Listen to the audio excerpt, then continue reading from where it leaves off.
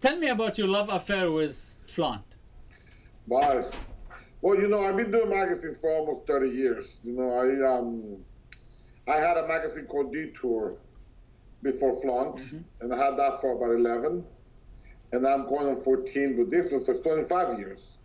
And basically, when we left Detour, we left Detour only because my associate business partners basically did a takeover and took the magazine out of our hands without us knowing. And I couldn't leave working with someone that it was only about business.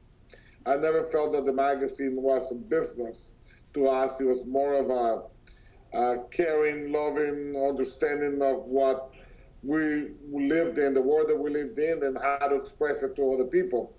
So it was really difficult for me when that happened, and I actually started to call some of the people that I worked with at the beginning of the magazine from Detour, and they all said, listen, if you did it once, you can do it again.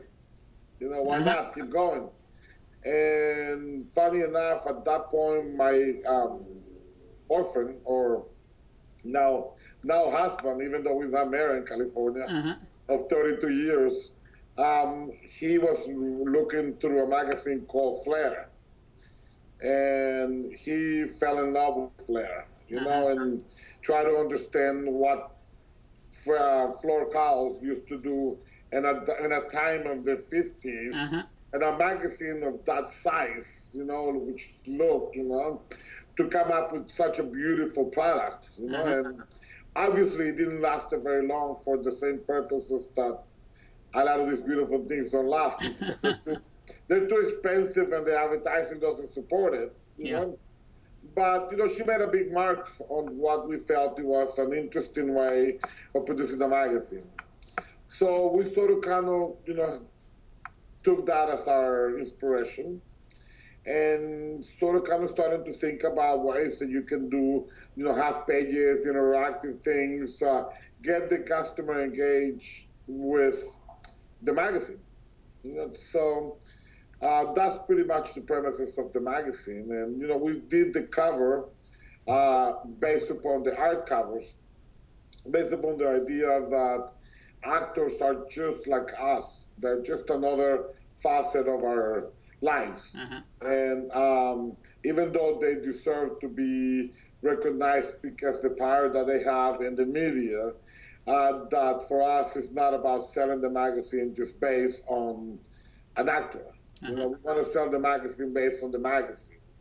So that's when we cover them up, and if you really want to see Brad Pitt for just the idea that it's Brad Pitt, then you can buy whatever other magazine is there. If you want to see Brad Pitt because you want to understand a little bit more his craft and how he's part of what we're trying to build, and not just him, but everything else that surrounds, his life, then you buy ours. So, and, you managed to have this mystique with print. Do you feel that a lot of printed magazines today have lost that passion, mystique, and everything is now a run of the mill? I mean, it's really difficult for me to say anything because honestly, like I said earlier already, I never even thought about us as a business. So I never compare myself with, Condé Nast or Vanity Fair or any of those things, I mean, I loved the interview, and interview was like also what I started when I started the tour was based on the idea that you can have a city or a community magazine that has an open view and open ideas to different kinds of people and that likes to bring everything together. And that's what I thought interview was at the time that I started to read interview during the late 70s, And I thought it was an amazing book, and sort of kind of gave me the inspiration to talk to my friends in Dallas and go, hey, why can't we do a magazine like that but with Dallas people, So, I never really seen the magazine good or bad. I mean, there's something bad about that, obviously, which is you don't really create a big business. But I've never seen it that way. And I think the magazines have a really, really, really difficult time because it's not even the public, it's the agencies, the advertising agencies, and the people that could support it don't see it in the same way that they used to be seen. You know, and a lot of that has to do with the bureaucracy of the magazines and what they put out to. You know, I mean, it's like sometimes it's really boring. You get magazine after magazine, and you know, you just can't anymore. I'm sorry, you can't give out hoot anymore. Yeah. I've been told not to swear. Please swear tomorrow. I'm like, oh my God, that's gonna be so difficult. But anyway, you know, so people do get boring, and when you talk about magazines in Europe, you know, from Another Man to Purple magazine to, you know, all those cool, you know, magazines that we like to see, Yeah. that are a little bit more of an open mind in what they cover, you know, the advertisers don't support that in America. Yeah. You know, if you have a nudity in your magazine, you know, I mean, as of this date, I don't have a Target because I had a semi-nude picture that they felt offended by. Yeah. Yeah. And it's been 8 years, and I haven't yet been able to get them to advertise again. Yeah. You know? Well, one of the things that I love about Flaunt, and I've that's why I told you, it's one of the few magazines I have every single copy since it started. And I feel like the creativity together with the content are the prime subject matter of the magazine. But can you do that in digital? I mean, can you have a Flaunt app? Well, I mean, we are trying to do a Flaunt app, and it's really a joke in their office about like how long can it take to make a build an application, you know? The part of it is just like, we don't have an issue with progress, and we don't have a problem trying to enhance what the magazine does and put it into the eyes of many other kids that can probably not find the magazine because we have a small distribution. So I'm sure there's a lot of people out there that have never seen it or haven't been able to find it on their local bookstore, so they're not aware of what the magazine is. And if you have an application or something of that scope, then more kids can actually find the content. You know, I have no issues with any of that. However, I feel like as a magazine, the things that we do is to engage people in the tactile feel of what we're trying to do. And that's just, you don't get that with it. You know, and it's kind of difficult to take your laptop or your iPad into a beach or something like that and feel like you're relaxing when you have an apparatus in front of you, you know? Yeah. If you have a book or a magazine, you feel relaxed by turning the page and engaging yourself with the paper. And I think it's just different feeling. Maybe it's because I come from a different time, maybe, you know. But I mean, you know, I still read the newspaper. You know, I love the newspaper. Yeah. I'm probably one of the few that, you know, likes to look at the newspaper on a Sunday when I'm having breakfast and glance to the pages. I don't think I would have that same feel if I had an iPad in front of me and I'm clicking. You know, it almost feels forced. It almost feels business-like. Yeah. To do things, you know, on that scope in an iPad or in a computer. You know, I think it's important to, if somebody wants to read the article of XYZ, that they can be able to go through it and get it into the computers. But I just don't feel that we're that kind of magazine. I feel like we're more about enjoying yourself with the feel of the magazine. Yeah. Do you think there's do you think there's a future for print?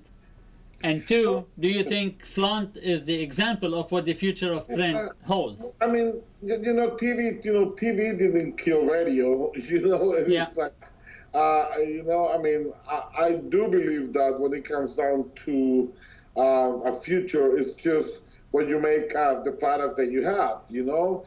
and then it becomes nostalgic too. You know, some of the kids that are growing up now, I'm sure in a couple of years, when they get a little older, they will start thinking about, oh my God, it used to be this thing called a magazine. So we want to look at it, you know, and look at it from a different point of view, you know. Do I feel like it has the same relevance that it did? No, but just like everything changes, you know. Yeah. However, I mean, I feel like our magazine is more towards a book than a magazine. Yeah. You know, it's like a combination of both. You know, it's a hybrid. And I feel that if you keep putting a quality product, people will buy it regardless of, you know, and yeah. we're not expecting the magazine to go to 1 million circulation or 2 million circulation, you know. We're happy with the magazine being 100, 200,000 copies all over the world, yeah. you know. First of all, it would be incredibly impossible to do all those things on 1 million circulation because the cost will be outrageous, you know.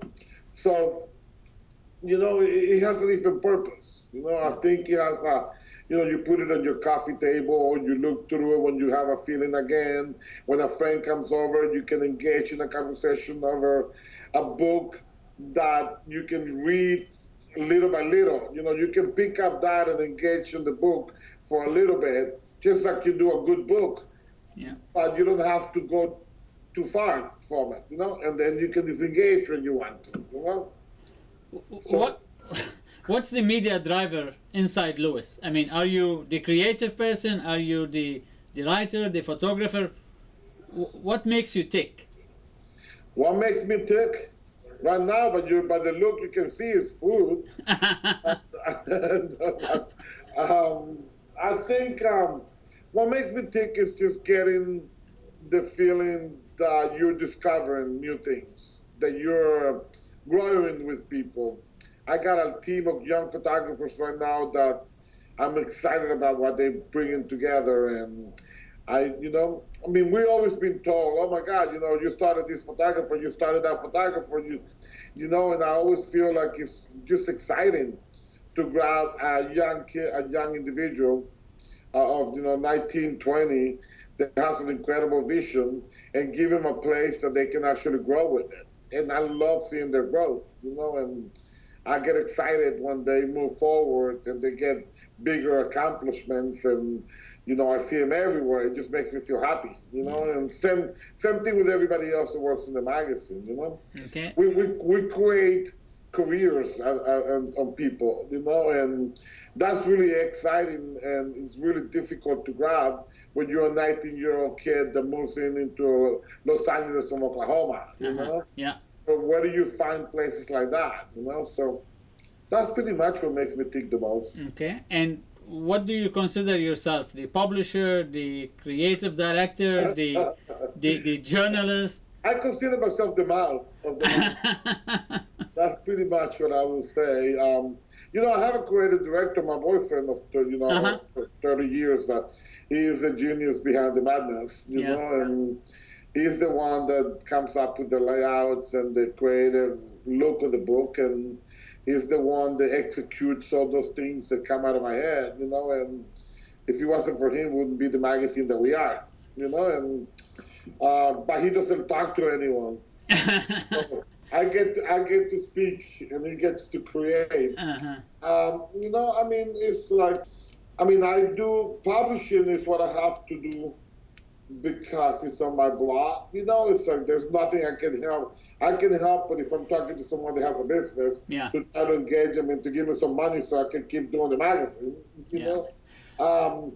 It's not what I would, if I wanted to spend my time, I'd rather not spend it, you know, getting people to give me money, you know, or hustling, or however you want to call it. You know? I'd rather spend it thinking about what I can create. But it's a false sort of kind of idea, because you will always have to think about what you have to do in order to keep the magazine to grow. You know? And we're not a business. We're not a magazine that have people behind it with money. So you know, every time we got to publish a new book, it's got to be on the basis of the advertisers. You know? So you got to do what you got to do. Who came up with the idea for this collector's denim issue? I mean, one of the most interactive print magazines I've seen. To be honest with you, it was very simple. I either figured out something or wouldn't be here. No, what happened was, I was talking to guests, and it was the 30th anniversary of guests, and I've been wanting to do a denim cover for a long time, just a denim cover. And I asked a couple of people through the years, and everybody's always, oh, we'd love to, but then it came to, okay, it just never happened. I sat down with Jenny Walkup and some of the girls at Guess, Diana Kuhn, some of these cool girls that Paul Marciano has working for him. And I told him, I said, listen, I really want to do a denim cover. Why don't we do it for the 30th anniversary of Guess? Because they were sitting me down, they were telling me all these incredible things that we're doing with the 30th anniversary. And once I got that in place, and Paul Marciano, as the genius that he's been on advertising, decided to go ahead and approve the expenditure, then I thought about it. I'm like, well, if I'm going to do a denim cover, why not do it a denim issue? And just go all the way. And, I started to think about the differences between denim issues, regular denim issues out there, which, every time a publisher says that they're going to do a denim issue, they basically mean they do 2 shoots with some fashion, and they put some denim in it, and they call all the advertisers to say, can I get some money to do your ad in the denim issue? That's pretty much the extent of it, And I really wanted to do something that related to the Los Angeles community. Denim is a #1 industry in Los Angeles. So, when I started to think about it, I said, well, what we can do is we can probably do a magazine that is for the first time makes denim become a little bit more what it is now. I remember the days when we used to criticize some of the denim companies because they would do a fashion show. We're like, what are they doing? It's denim, But, it's changed a lot.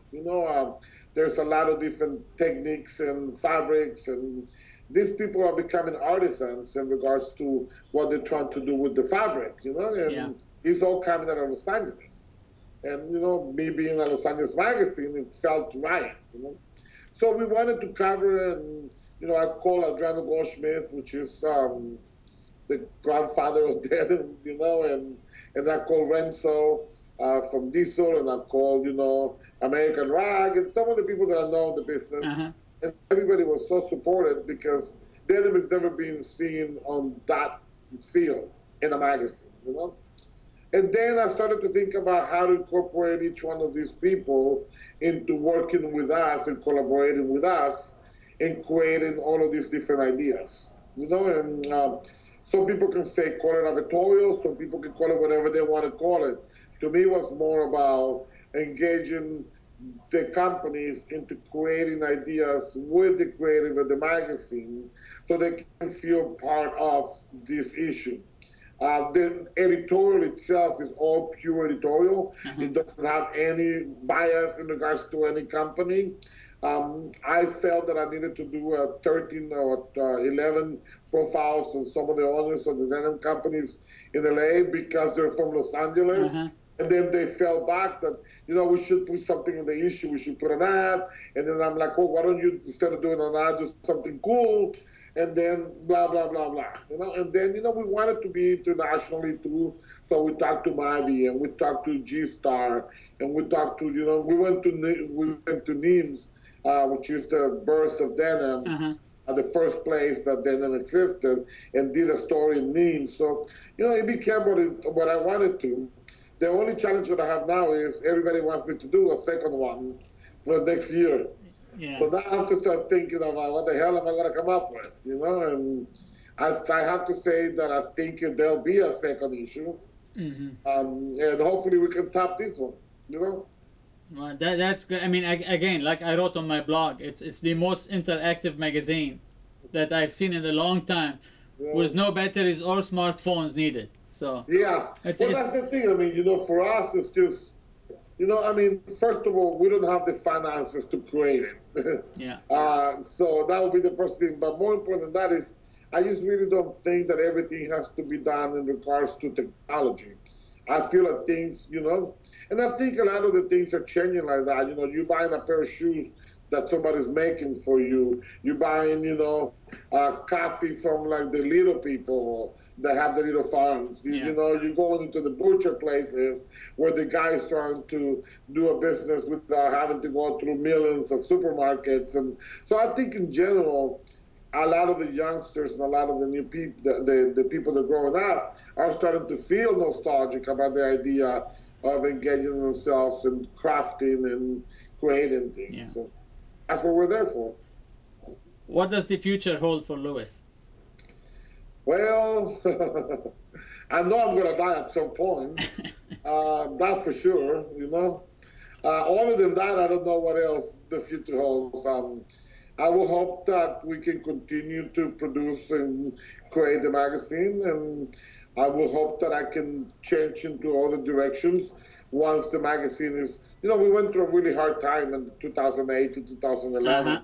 Mm-hmm. So, once this becomes solid again, and knock on wood sometime soon, I will hope that I can start coming up with other thoughts and ideas. And there's someone over there that's trying to do a documentary on us filming, and it's somebody that's a really great guy. So I hope that happens, and maybe I'll start working on a little bit of production too for films. Okay. I'm getting involved in some of that too. So we'll see. As for now, I'm quite busy with what I have on my plate. Okay, one final question I like to ask all my interviewees. What keeps Louis up at night? I sleep quite well, and I do. I sleep really well, but what keeps me up most of the time is anxiety of creating or coming up with something new, or what should I do that I haven't done. Once I'm 52 years old now, so, unfortunately, we don't sleep that much more than we used to. Like, I go to bed and I'm up at 5 in the morning. So, other than that, I think I'm pretty content with, I go to sleep and I fall asleep quite easily and don't get up until, when it's time to get up.